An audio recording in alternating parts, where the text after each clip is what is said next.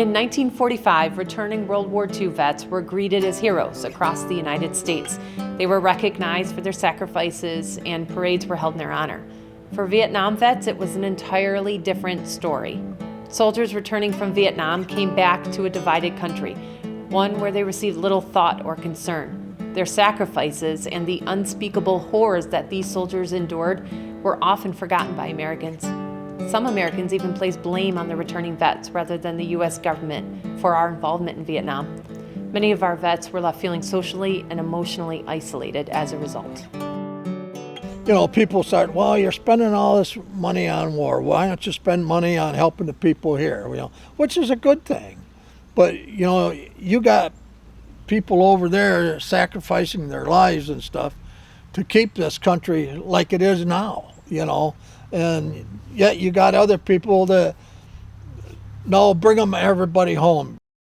We all love coming home, but it was coming home was like, we were a little skeptical because it seemed so crazy back here. My father was a Buffalo policeman, and he was involved with the protests at UB and all around, but he never told me about this stuff. It started when I was in basic training and AIT when Martin Luther King and Bobby Kennedy got shot. And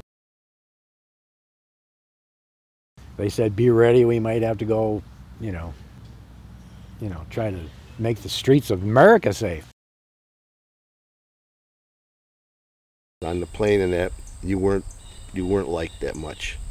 If they knew, you know, that if I come back with anything indicating Vietnam on my uniform, a lot of people frowned on that. There was a Green Beret guy who was on the plane with me. He has his Green Beret and his greens and his medals and the whole deal. And we're walking through the airport, and that's the first time I heard it. I heard baby killer. He even got spit on.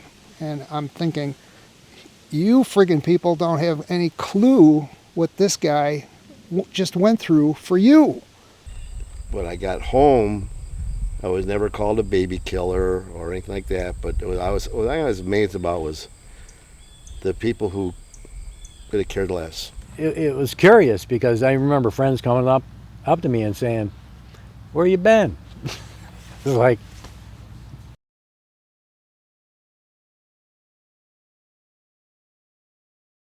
I drank a lot, you know, I got alcohol poisoning one time because I drank so much. And I had to go to the doctor, and he said, you know, you ought to really quit drinking and stuff. And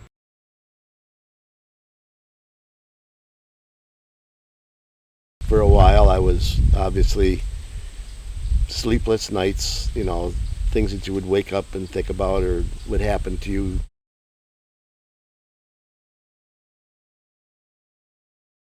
I really didn't want to be around people.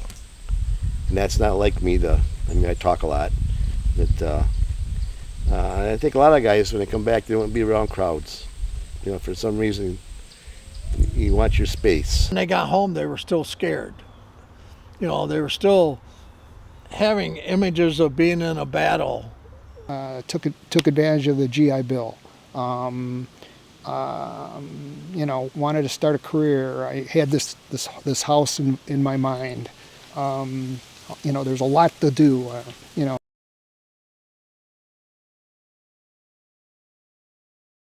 That whole Vietnam thing was just like it was there, and I didn't really want to deal with it at the time. You know, so it was easy to get rid of for the time being. Oftentimes, the stories of returning veterans being spit on or as targets of protesters were retold in the press, causing returning veterans to feel increasing resentment toward the anti-war movement. Regardless of whether or not the soldiers experienced this type of reception upon their return, the fact of the matter was that it had an emotional impact on them, and it often shaped how they dealt with their experiences once they got home.